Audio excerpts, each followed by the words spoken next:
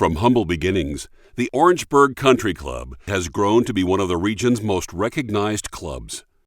Planning for the original Country Club of Orangeburg began in 1921 as a result of the community's desire to establish a country club for the area. By November of 1922, the South Carolina Secretary of State had granted a charter. Club members purchased 142 acres of undeveloped land near Broughton Street in Orangeburg, and construction began. They built a 9-hole golf course with sand greens, a clubhouse, and tennis courts. Golf lessons cost only $1, and the course was closed on Sundays. The sand greens were replaced with grass in 1933, and the course continued to draw pros and amateurs from across the region. In 1959, Andrew David Griffith, a local developer, proposed moving the country club to a nearby 200-acre site along the Edisto River and expanding the golf course from 9 to 18 holes. Club members accepted Griffith's offer and in November of that year selected Pinehurst architect Ellis Maples to design the new golf course. 2 years later, construction was finished. An article published by the local newspaper, the Times and Democrat, described the club as featuring a mixture of wide and narrow fairways, treacherously trapped greens, and tree-lined or broom straw boundaries over greatly rolling hills. Others were impressed, too. One member called the new club like stepping from the 19th to the 20th century. Another noted the signature Ellis Maples design. He became famous for big golf courses, and ours was one of the longest in the state. 6,900 yards was unheard of then. For 48 years, the course stood the test of regular and tournament play. But as Pinehurst architect Richard Mandell noted in 2009, it had lost some of its bite. The Country Club of Orangeburg was transformed under Pin-High Vision's leadership, which renamed it Orangeburg Country Club and set out to restore the golf course back to the prominence of its original 1961 design. With nearly 50 years of use, the course showed her age. Green sizes decreased, tees became unlevel, and bunkers became barren of sand.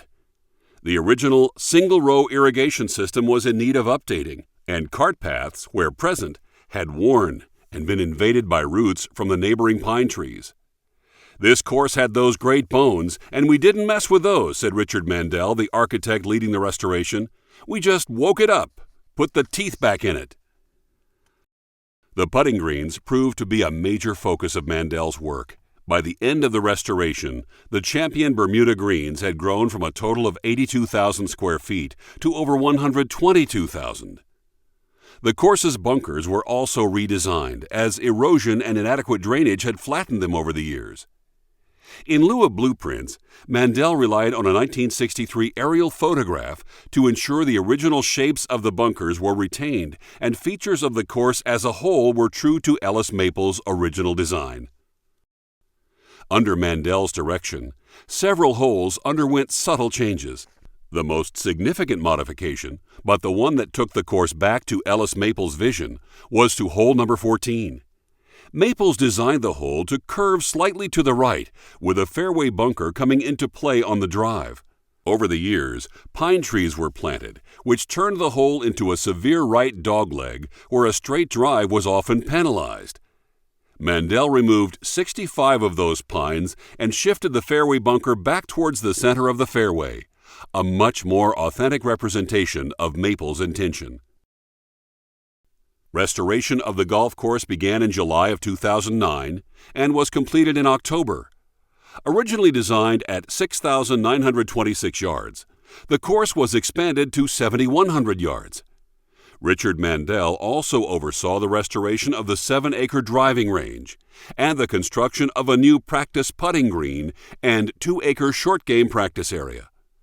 The clubhouse was updated the following year, along with a renovation of the existing swimming pool, turning it from a simple pool into a vibrant area for family entertainment. In addition, 4 hard-true clay tennis courts were constructed almost directly on the banks of the Edisto River.